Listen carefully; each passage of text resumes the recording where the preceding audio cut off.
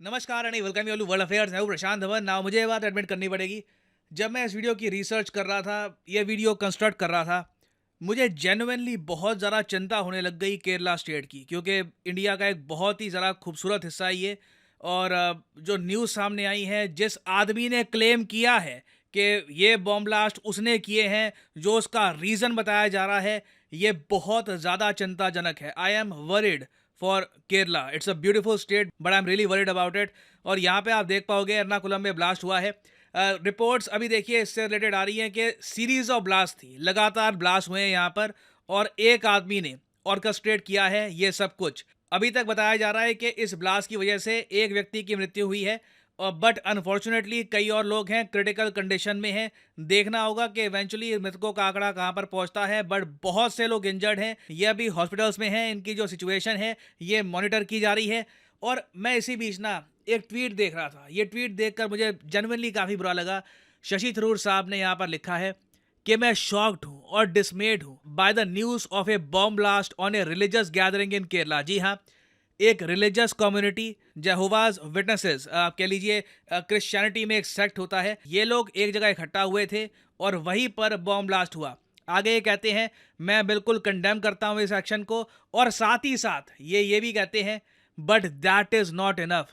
मुझे ये देख कर दुख लग रहा है कि मेरी जो स्टेट है, it is falling prey to the mentality of killing and destruction. ये कह रहे हैं, अगेन आपको पता होगा, शशि थरूर साहब भारत के पूर्व विदेश मंत्री, ये खुद केरला से बिलोंग करते हैं, केरला से ही एमपी हैं। ये कह रहे हैं कि मेरी स्टेट धीरे धीरे एक विक्टिम बन रही है, एक मेंटेलिटी की, एक मानसिकता की, ऑफ किलिंग एंड डिस्ट्रक्शन। और ये अपने आप में ट्रैजिक है।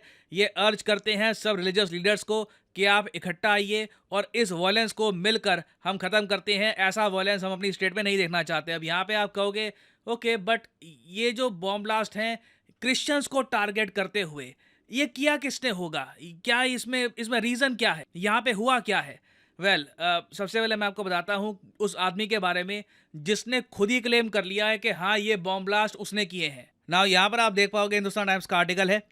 ये लोग यहाँ पर कह रहे हैं कि एक आदमी जिसका नाम है डोमिनिक मार्टिन, जो खुद क्रिश्चियन है, जेहोवाज विटनेसेस जिसकी मैं बात कर रहा था। देखो, क्रिश्चियनिटी में बहुत सारे सेक्ट्स होते हैं, जिस तरीके से हिंदुइज्म में आपको सेक्ट्स मिलेंगे बहुत सारे, इस्लाम में आप देखते हैं शिया सुन्नी और कई और सेक्ट्स हैं, उसी तरीके से आपको क्रिश्चियनिटी में कैथोलिक्स मिलेंगे, प्रोटेस्टेंट क्रिश्चियंस होते हैं। यूएसए में ज़्यादातर जो क्रिश्चियंस हैं ये प्रोटेस्टेंट क्रिश्चियंस आपको मिलेंगे। यूरोप के कई देश हैं, वहाँ पे कैथोलिक क्रिश्चियन ज़्यादा मिलेंगे, जैसे कि पोलैंड ले लीजिए, इटली ले लीजिए, वहाँ पे कैथोलिक क्रिश्चियंस आपको ज़्यादा मिलेंगे। तो उसी तरीके से एक क्रिश्चियनिटी में सेक्ट होता है जेहोवाज विटनेसेस, तो उसी को बिलोंग करते हैं डोमिनिक मार्टिन। और जो रिलीजियस गैदरिंग यहाँ पे हो रही थी ना, जो लोग यहाँ पे इकट्ठा हुए थे, वो भी जेहोवा विटनेसेस से ही थे। अब यहाँ पे आप कहोगे ये आदमी डोमिनिक मार्टिन ये अपने ही रिलीजन में अपने ही सेक्ट के लोगों को क्यों मारेगा? ये तो बहुत अजीब है।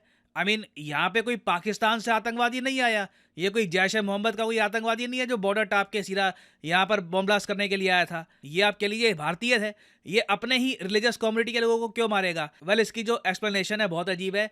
ये कहता है कि जेहोवाज विटनेसेस, मेरे जो ये रिलीजियस सेक्ट है, वहाँ पर कुछ चीज़ें हो रही थी, उसको लेकर मैं एग्री नहीं कर रहा था, और अपना डिसएग्रीमेंट दिखाने के लिए ये इसने बॉम्ब ब्लास्ट कर दी। और इसीलिए आप देख रहे हैं कि शशि थरूर साहब, जो एक बहुत ज़्यादा नॉलेजेबल, और मैं यहाँ पर कहूँगा एक ऐसे व्यक्ति हैं जो काफ़ी बार अपने मन की बात ओपनली सामने रख देते हैं, चाहे उसके पॉलिटिकल कॉन्सिक्वेंसेस हो या ना हो।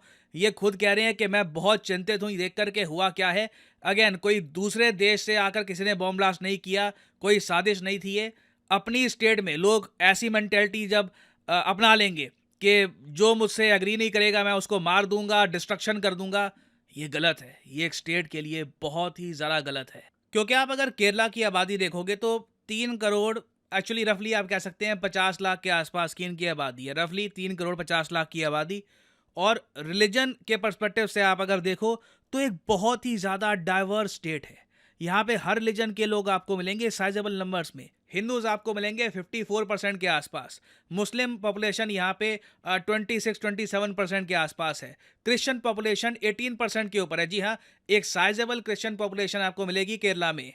और रिसेंटली हमने ये भी देखा कि केरला में एक प्रो फिलिस्तीन रैली भी हुई थी। जी हाँ, देखो, इज़राइल और हमास के बीच में जो वॉर चल रही है, उसमें फ़िलिस्तीन के जो सपोर्टर्स हैं, वो ऑब्वियसली कोशिश कर रहे हैं कि इज़राइल के अगेंस्ट एक स्टैंड बिल्ड करें दुनिया भर में, रैलीज़ हो, लोग प्रोटेस्ट वगैरह करें। तो केरला परहैप्स अकेली स्टेट है इंडिया में जहाँ पर बड़े स्केल पर, लार्ज स्केल पर एक प्रो फ़िलिस्तीन रैली होती है। लोग इकट्ठा होते हैं और सबसे इंटरेस्टिंग बात देखिए, हमास जो एक कई कंट्रीज़ द्वारा एक आतंकवादी संगठन माना जाता है। India by the way Hamas को एक आतंकवादी संगठन मानता नहीं है। इज़राइल ने काफ़ी बार इंडिया को कहा है कि इसे कंसिडर करिए एक आतंकवादी संगठन, बट इंडिया ने अभी तक वो डिसीजन लिया नहीं है। तो हमास ग्रुप का जो एक फॉर्मर लीडर है, एक बड़ा लीडर आप कह सकते हैं, उसे भी इस प्रो फ़लस्तीन रैली में वर्चुअली इनवाइट किया गया। खुद इंडिया नहीं आया था ये, वर्चुअली इसने स्पीच दिया इस पूरी रैली में। और एक इंटरेस्टिंग बात नोट करने वाली ये है कि इस रैली में शशि थरूर साहब भी पार्टिसिपेट करने वाले थे, मगर सिंस थरूर साहब ने रिसेंटली एक स्टेटमेंट ये दे दी थी कि हमास का जो इनिशियल अटैक था इजराइल पर, जो सबसे पहले हमास ने अटैक किया था इजराइल पर, वो एक एक्ट ऑफ टेररिज्म था। ये थरूर साहब ने कहा।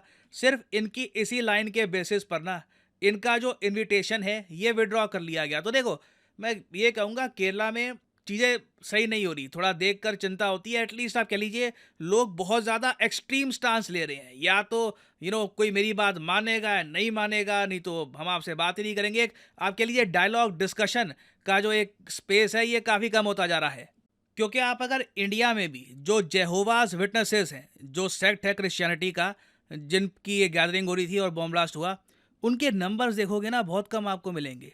सिर्फ 60,000 है ये लोग। यूएसए में भी ऐसा नहीं है कि बहुत सारे जेहोवाज विटनेसेस आपको मिलेंगे। हालांकि मैं ये कहूँगा कि यूएसए में इनकी एक बात मशहूर है कि ये डोर टू डोर जाके इवेंजलिज्म करते हैं। मतलब कि मान लो किसी कॉलोनी में गए, लोगों का दरवाज़ा खटखटाया, पूछा उनसे कि आप अपने रिलीजन के बारे में क्या सोचते हैं, आप जेहोवाज विटनेसेस की जो सोच है उसके बारे में क्या सोचते हैं, तो उनसे बातचीत करने की कोशिश करते हैं। तो इस चीज़ को लेकर ये काफ़ी फेमस है। और उसके अलावा एक बात इनकी ये भी देखी जाती है कि ये नॉन वायलेंस अप्रोच पर ज़रा फोकस करते हैं। ये कहते हैं कि पॉलिटिकली न्यूट्रल रहो, और साथ ही साथ इनके मेंबर्स मिलिट्री में भी सर्व करते नहीं है। यूएस में भी आप देखोगे जो विटनेस हैं ये यूजुअली आपको मिलिट्री में नहीं मिलेंगे। तो अगेन कहीं ना कहीं केरला की सरकार को देखना होगा कि जेहोवाज विटनेसेस का ही एक मेंबर, अब तो खैर वो खुद को एक एक्स मेंबर कहता है कि मैं इनकी सोच से एग्री नहीं करता, इसलिए मैंने ये सब बॉम्ब ब्लास्ट वगैरह किया है।